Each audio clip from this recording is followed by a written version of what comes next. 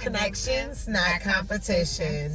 So today we want to jump right in and start out by showing you guys how to D4L properly, what to look for, what not to look for, some tips and tricks on what would be really good leads. Yes, So absolutely.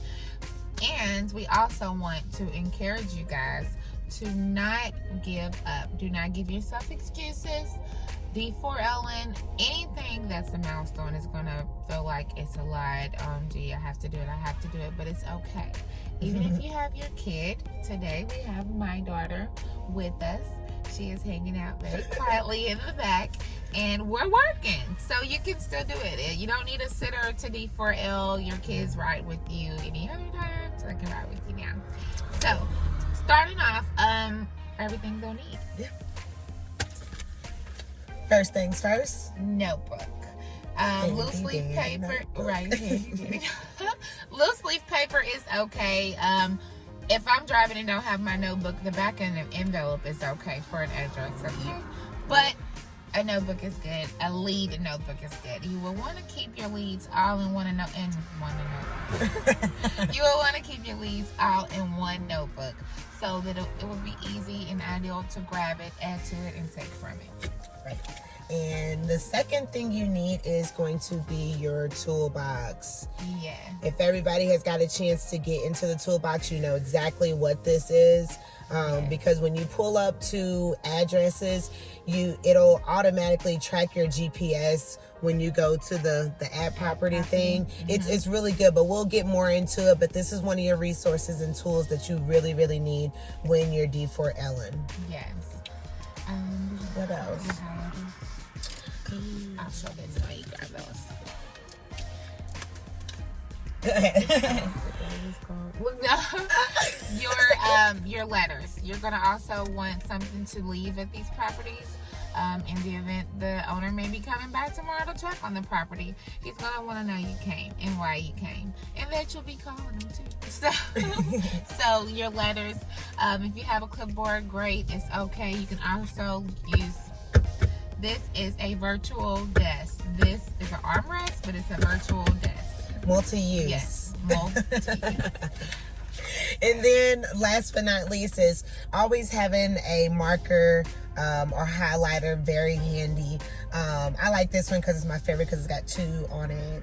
But it's a way that, I can track like what are my good leads and what are my not so good leads. And you don't have to use these specific colors. I just chose this one just because I like pink and yellow. Another reason you want to have more than one color highlighter is so that you can identify which property is a residential property and which property is a commercial property. You always want to keep those in mind because we've learned our lesson over time, like which one is this? Or was this a commercial? And you don't have to go through that. So we're here to try to, keep you from having to do all of that. So yeah.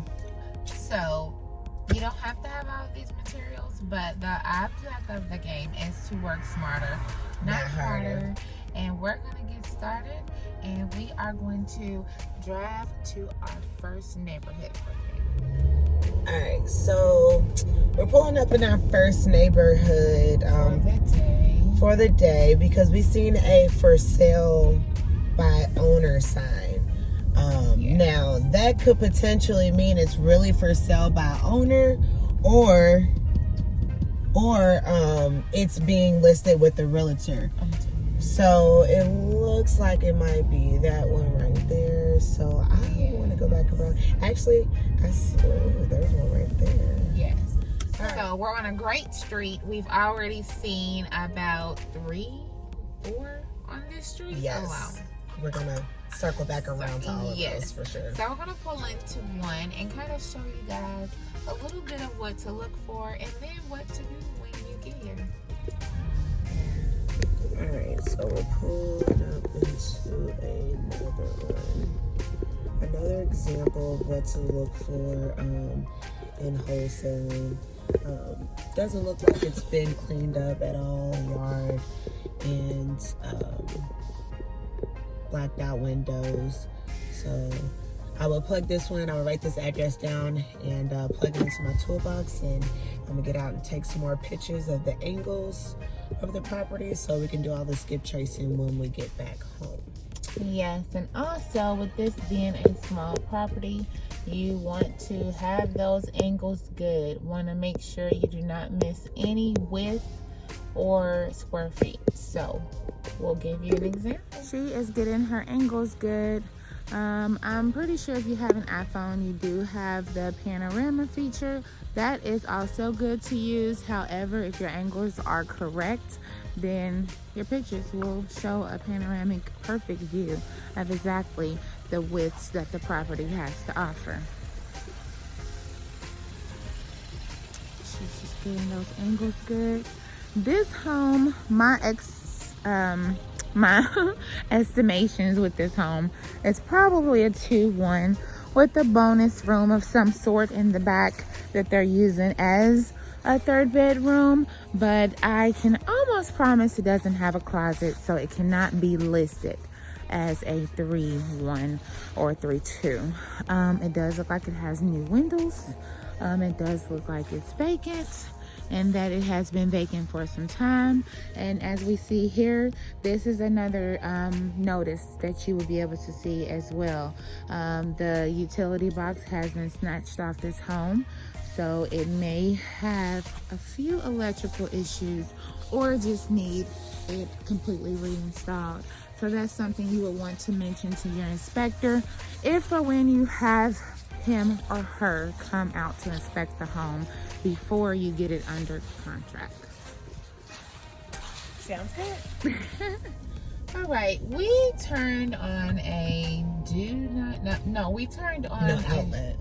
No outlet street, and because I want to mention the sign before that's it. I got a horse.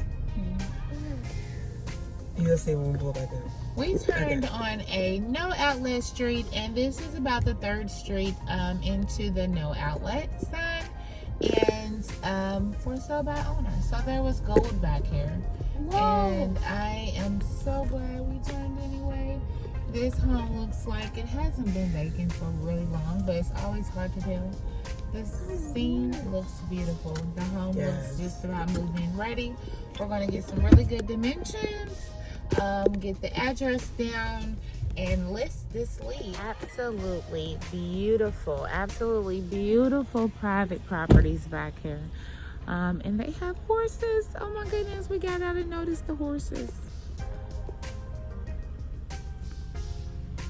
Okay, so she is going to get some good dimensions on this property. Really good dimensions matter. We're going to tell you guys a million times so that you will always have exactly what you need when it comes to providing what your investor or your cash buyer needs to sell the property. We are basing our entire formula and process on virtual wholesaling, so that you guys really know that it really matters. It really matters to have these pictures correct, because some of your buyers will be in a entire different state, so they need all of these dimensions to be perfect. We're gonna see what she found. She acted like she found gold.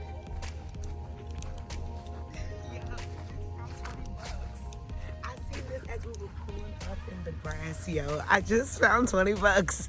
Yeah, D4Ellen. so D4Ellen pays off in a million ways. This is not scripted. No, at all. I seen this and I was like, let me walk over like, here. yes. Wow. So, pose for the camera, D4Ellen tip for the day. Really, this is life. All right, guys, we're gonna keep moving.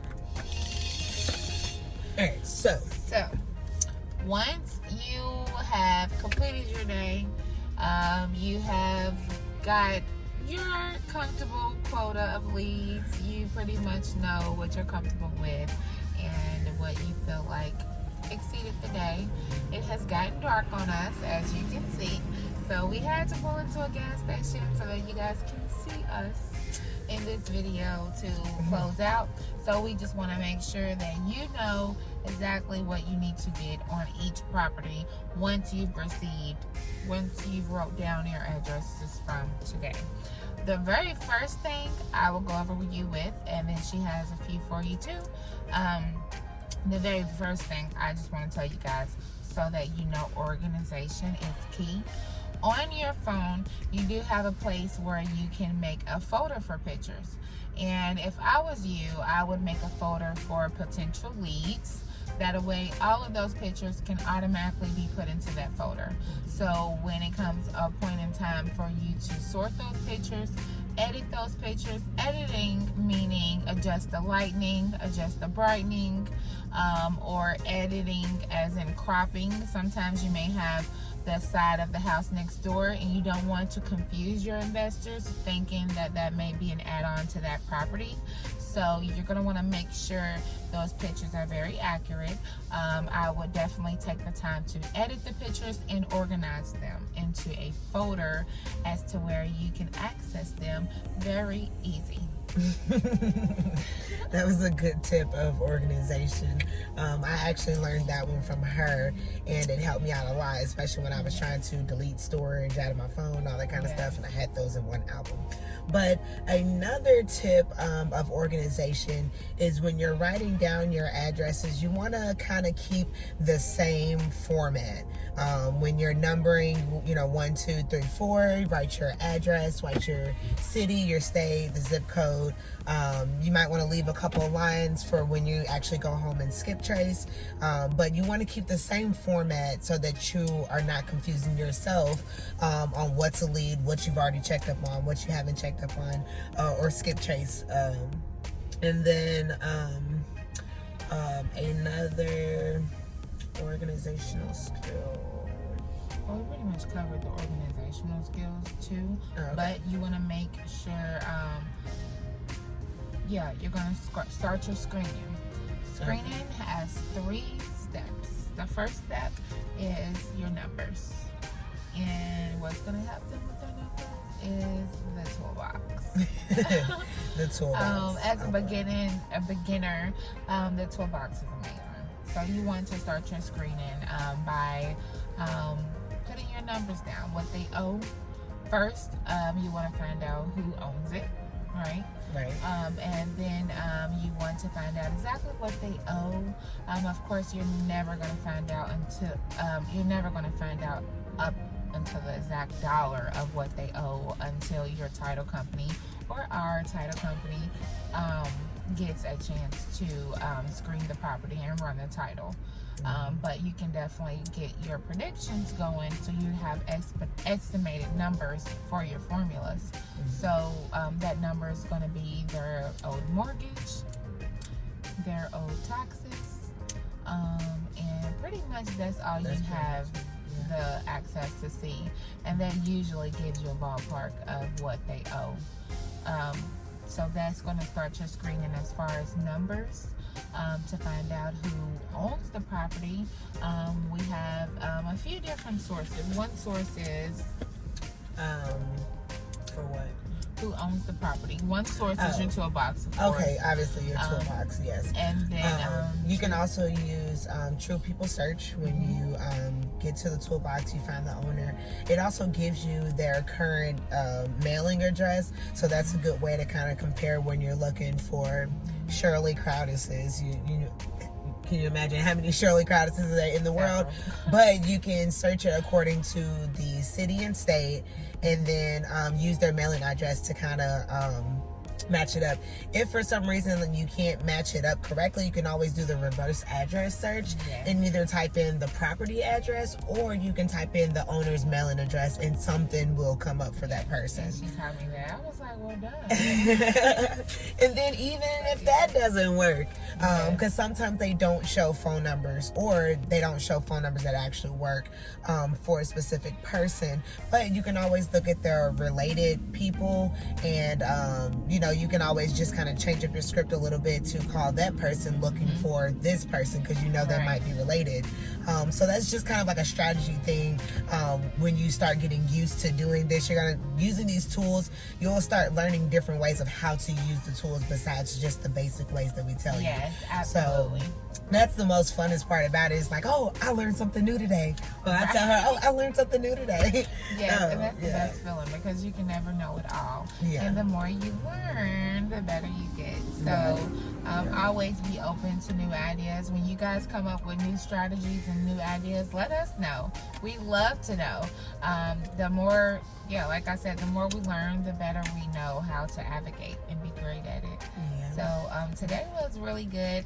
We did get a late start today with it being on winter hours here in Kentucky. It gets dark at about 6 p.m. clockwork. Yeah, before 5:50. Like, Right. yes. So we were pretty much beating daylight. We were looking at the sky like, how many more minutes you think we have of light?